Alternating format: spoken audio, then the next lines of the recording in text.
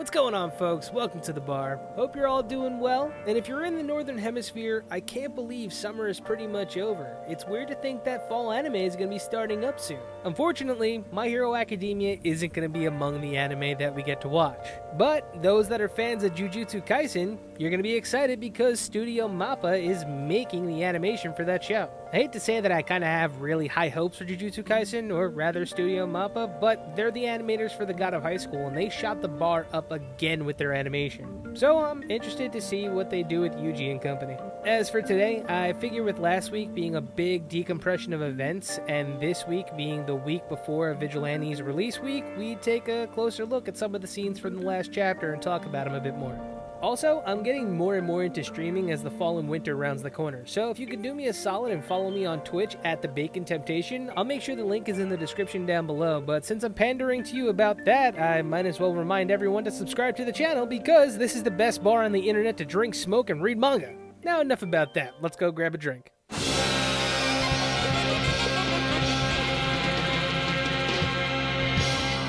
So before I begin prattling on, I know I've made more than a few videos about the end of Vigilantes, and pretty much as of my last video, I conceptualized it ending on like chapter 90. Some people are saying that Vigilantes will end being, 100 chapters, and some say that it'll end on the 5th anniversary to mark, the 5-year backstory. So with this particular video, I'm going to try to think about certain aspects of the story without the possibility of ending the series. I'll be thinking of an ending to like the arc itself. Volume 11 already has 6 chapters out, and 9 chapters is definitely enough to fill a volume. With that being said, the reason why I opened up the bar today is to talk about Koichi being a fugitive and what that possibly means for some of the side characters. And along the way, we'll talk about some Tsukauchi theories, talk about Pop Step, and Knuckle Duster. But first, we're gonna go over that pesky metaphor that was broken down in the comments from my last video. Okay, so last week, a cryptic metaphor comes up when Soga was talking to Detective Tanuma after Tsukauchi's interrogation. The metaphor was definitely taught to him about Knuckle Duster about the concept of being a vigilante, and the meaning is that the superhero world is essentially like wearing a cheap pair of socks. You buy the pack and it does its job valiantly, but eventually a hole appears in that sock. You take off the sock, you put on a new one, and eventually that sock gets a hole in it as well. Eventually, you just give up and put a new sock over the old sock, not really caring that it's ugly. This was explained to me by a commenter that the metaphor could be interpreted as the acts of vigilantism themselves. The act of going the extra mile, even if it's ugly, even if it's operating out of the moral gray area. Look, everybody in this universe wants to give their golden try their first try. But when that way consistently breaks, sometimes the world gets a little bit ugly. The vigilantes, they're that extra sock. But yeah, shout out to Pedro for laying it down for me. For some reason, I was really drawing a blank on this one. Now, I want to talk about Pop Step for a little bit. The past couple of chapters have been an absolute hellscape for this chick. With her being in the hospital though, she can finally get the help that she needs, but the plot is further thickened with 1, her being unconscious, and 2, her being stationary. She can't be moved.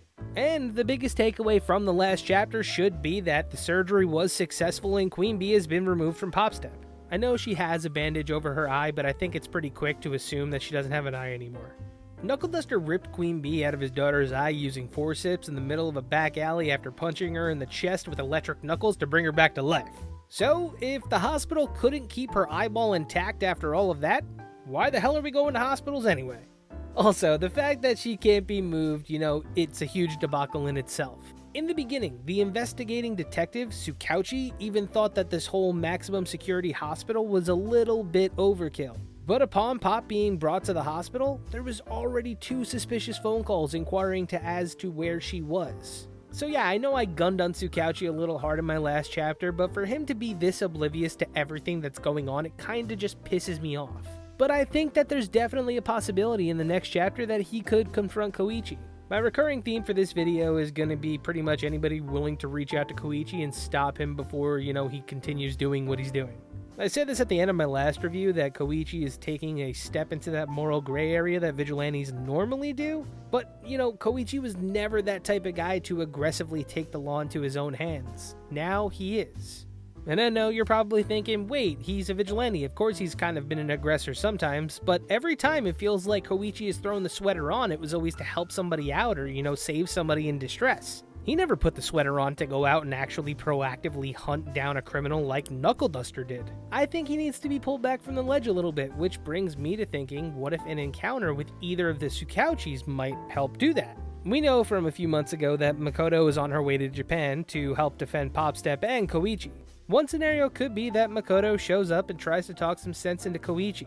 I think Makoto showing up is amongst some of the most unlikely things to happen, but we've seen that Koichi is pretty much camping outside the hospital to make sure nobody shady gets inside. So maybe they meet up because she tries to go see Popstep in the hospital, but reaches that checkpoint first and Koichi realizes that it's Makoto and she gives him her version of the Vigilante Riot Act. The second scenario that I've kind of concocted would be, if now Masa Tsukauchi shows up, because he's made it abundantly clear that he's going to be keeping an eye on the Naruhata Vigilantes. If he doesn't show up to kind of confront the people that are setting up a checkpoint in front of a maximum security hospital, color me surprised here. I don't want to say that all it really takes is one person to pass through that fake checkpoint for them to go and just call the cops, but that's really all it'll take. Not to mention, now Koichi is wanted by the police. One mention of a similar type quirk and the entire police force is going to be swarming that hospital. So if now Masa arrives, he could run some interference, tell people not to go there, whatever it might be, but not only would a huge decompression of information occur between the two characters, a conversation that we've been waiting to happen for a very long time would actually happen. And let's be real, I wouldn't be surprised after all of this is over, Koichi doesn't want anything to do with the hero life anymore. Which brings me to my third and final scenario, Knuckle Duster's return. With everything that has happened, the one person that kinda needs to appear and explain himself is Knuckle Duster. The reason why this maniac number 6 is targeting Koichi and Popstep is because of him.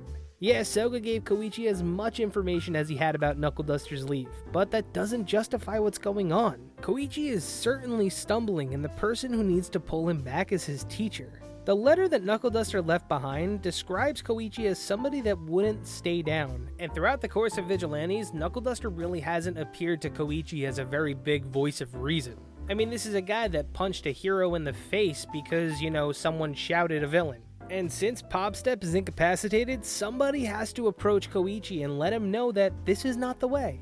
Knuckle Duster spoke of Koichi as a man with an iron will. Though now what Koichi is going through, this plan is really reckless and Koichi is just along for the ride letting Soga call the shots. And if Knuckle Duster shows up, he needs to tell Koichi everything. Shit, I mean everything. Koichi's entitled to know at this point, and the sooner that he knows about All For One, the better. I mean, we saw in the flashback narration O'Clock having his quirk stolen, but I would really like for Koichi to get the talk like Deku did. There's definitely a reason why he particularly went after All For One. People didn't even know the guy existed, and you're telling me that he managed to stumble across one of the highest profile villains ever? That's a pretty outstanding coincidence if you ask me, but it needs to be elaborated upon. Also, the sooner Knuckle Duster tells Koichi about the man who stole quirks, the closer we get to a possibility of a crossover. Look, I just hope if and or when the crossover happens, it isn't downplayed. Like, if you've been reading the most recent chapters of My Hero Academia, you now know that Deku has finally used Float. Now that Koichi has a flight-type quirk, is it out of the realm of possibility that he learns to fly from Koichi? I know Deku really didn't have a teacher for Black Whip, he kinda just got yelled at by Banjo and Endeavor over and over, and now he's just whipping it. But for Float, since it's like mobility-based, I would like it to have a little bit more of a high, learning curve. He can learn from Ochako as much as he likes, but eventually he's gonna have to learn to soar through the air, and unless he learns from Airjet, I mean, come on, Koichi is there for you, dude. But yeah, before we sign off today, I really want to go back to the reason why Koichi is even acting this way. One of the main reasons why is because Pop just acted as that moral compass. Koichi used to say that all he had to do was look at Popstep's face and he would know he was doing something right or wrong. Popstep isn't around right now to help Koichi make these types of decisions, so he's sitting on top of a building right now sniping innocent people trying to keep her safe.